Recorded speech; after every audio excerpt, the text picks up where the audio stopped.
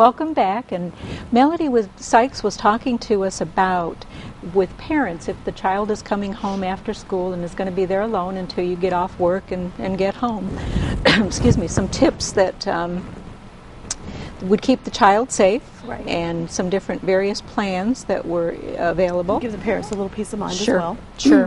One of the things that you mentioned was having a written exit plan, what to do in the event of a fire type thing. And I know that with our emergency response team that we also have at the hospital, we've often gone through and we've discovered how important it is not only to know about it, have it down in writing, but to practice. That's right. So many of these things that with children, we talk about them, but it's important to practice. And they do. We think they practice at school or whatever, and they do, but it's really our responsibility to take care of our kids in that manner, and not just our kids, but ourselves as well. I mean, if your house is on fire and you've never thought about where you're going to exit from when it's on fire, where it's on fire at, yeah, what do you do? Right. You know, what do you do? And let alone a child who's terrified. Exactly. And especially, you know, some people have more than one child, and you have to worry about whether you've gotten both kids or 3 kids or however many kids out. And if they know where to meet you, if they get out on their own, and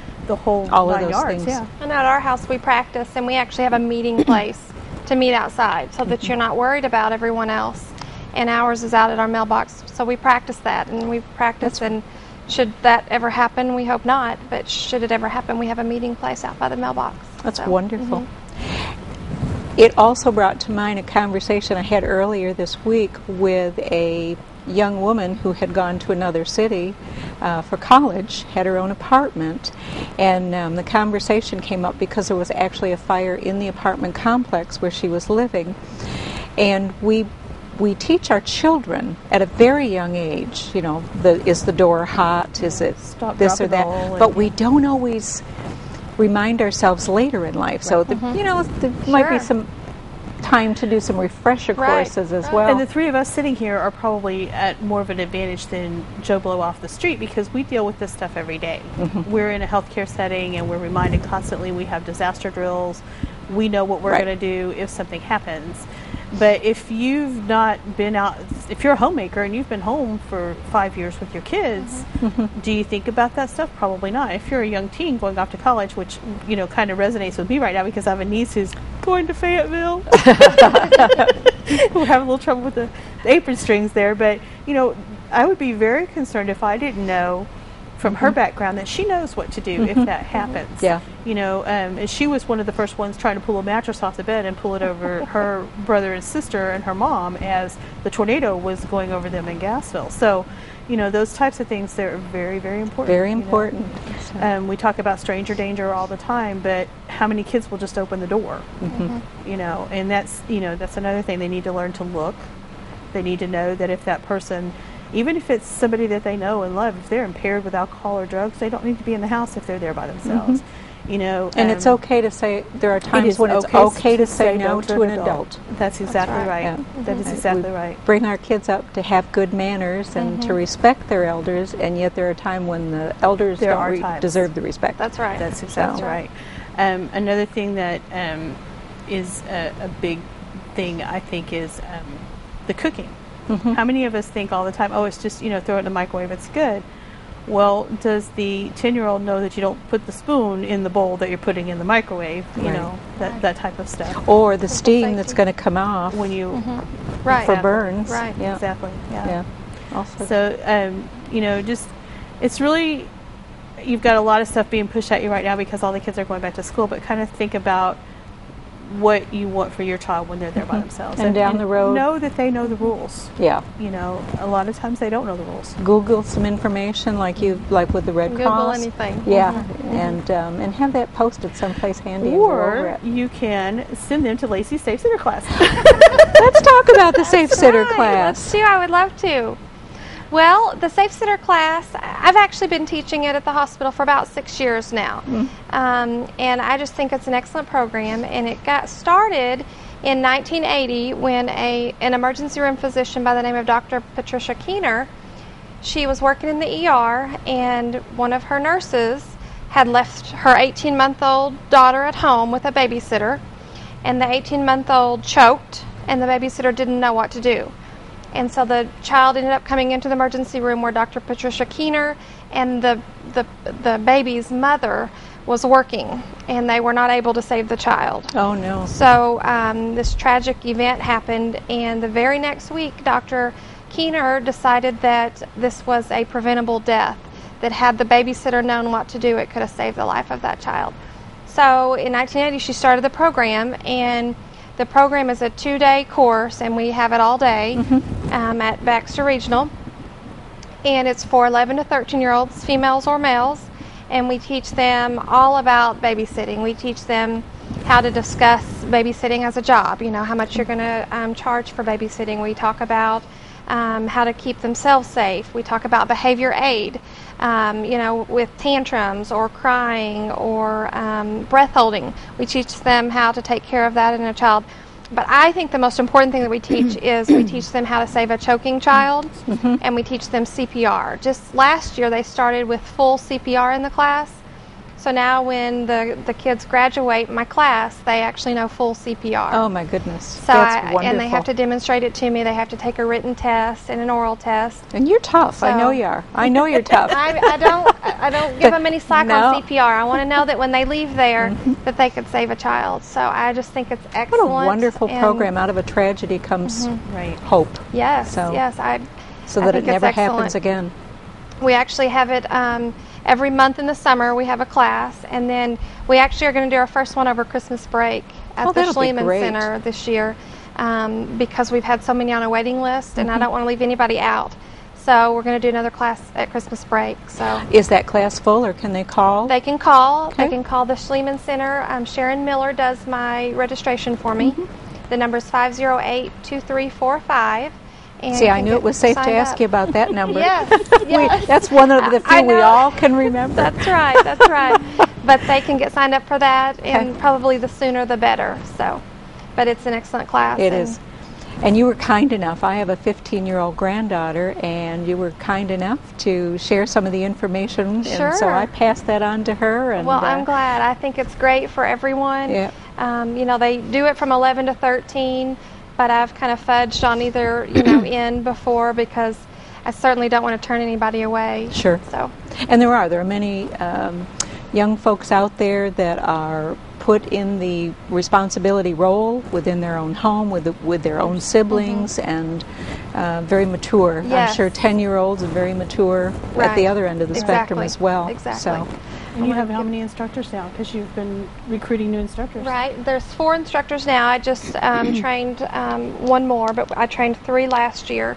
So they're helping me with the class. Okay, Some so registered nurses. more one-on-one than Yes. for the kids? Yes. So that you can... We kind of break up into groups, and when we're doing CPR, we don't want it to be one instructor with 15 kids. We want to be able to take the time to show them how to do it. Same thing with choking. We want to be able to show them, you know, exactly how to do it. Right. When they leave, I want to make sure that they know what they're doing. Now, So do they know to cut those hot dogs long ways and all that instead of in we don't circles? recommend hot dogs for the safe sitter class.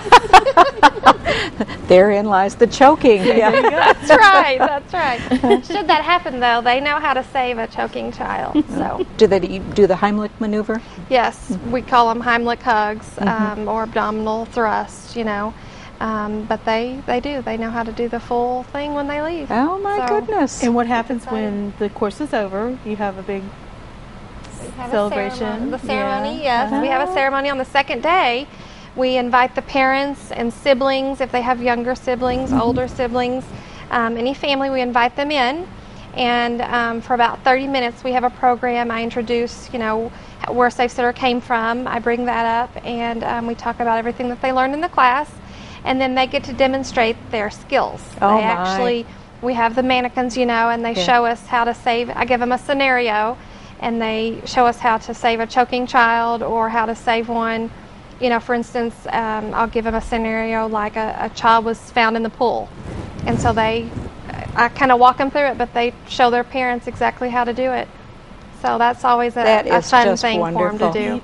There's so very many neat. programs. The Safe Sitter that's down at the Schliemann Center, the Tell Your Mom program, that it's really wonderful to see the students, the kids, Oh, teaching yes. the parents. Yes, So, yes. in oh so many Very ways. neat. And then they're going to go back, and if they've got younger siblings, share information with them as well. That's right, So- and we've had several that we had, a sibling a few years ago. So now their younger siblings are going through it. And I know how popular that class is, because I know that I've talked with the older siblings that are saying that their younger ones just can't wait to get in Yes, the course and yes. learn. It's a So- very exciting thing. My niece took it when she was 11 years old in Texas with another instructor, and she was so excited about it. And she was like, "I'm going to do this, and I'm going to do that." This was in you know? Texas? Uh-huh. So Yeah. it is nationwide, you'd Yes. say? Okay. Yes, there are about so far, up to date now, there are about 450,000 Safe Sitter graduates.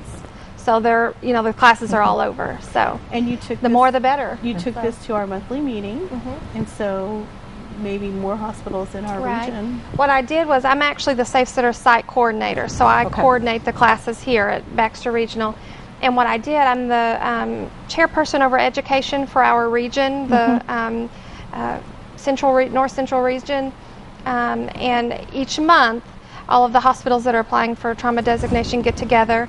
And what I did was, as part of my education program, I brought the Safe Sitter program to our last meeting and offered to start it in all of our hospitals within that'd our be region. wonderful. There's only one other one that has it. And so what I did was, I told them I would volunteer and come and get the Safe Sitter program started in their city. So I think it's an excellent thing, and I would love to go and help it get started in all of our Yep. communities Have all of in these Arkansas. kids educated So, to never have a tragedy like that happen again. That's We're right. So preventable, and that's right. just because someone didn't know what to do. Right, right. So We've spent a lot of time talking about that today, of how important it is to know what to do. And Melody, you've got anything else from the Red Cross? Any other tips that? No, the biggest thing is just, again, lay down the rules and make sure that your children know what the rules are and that you know what the rules are. Okay. Don't wait till you need the rules before you have to make them. I know when Melody's been on the show before too, we've talked about how do we do this summer as far as we're trying to get the message out to make sure that everybody had lots of lotion on, wear your hats. the slip, slop, slap, and rest. Yeah. Very Thank you. I couldn't do that. Our No Friday, the Friday And No before Memorial Friday. Day. Yeah. I think we really hit a lot of people with it, and I don't think we've had very many I don't think so. sun-related Coming cases through. at all. Coming No, through yeah, the no. emergency room. We had a few, I know, heat-related illnesses there when it got to be 103, 105. With an index of 180. Mhm. Sure, Yeah. And I know a few of them were firemen, I think, that, Couple and you elderly can people. imagine, putting out a fire in that heat, how hot you How would intense be. that? How? So. Yeah. And of course, we have some of our little elderly people that don't believe in air conditioning and don't. Yeah. So Yeah, go out I in think the we had a heat. couple of those. Yeah. The highest heat portion of the day, and Yes. like, I'll mow that lawn. Yes, exactly. They get heated, overheated before they know it. Yeah. So. And it's really no laughing matter, though. I mean, No, you it's really not. can. Right, and I actually don't even now it's cooler, but I didn't let my kids even go out and Or play in it. pets or anything Kids else. don't understand, when they're getting overheated. Yeah, so. we have the 10 to 3 rule at our house. If it's after 10 and before 3, you're not allowed to go out unless you Oh. ask an adult. Okay.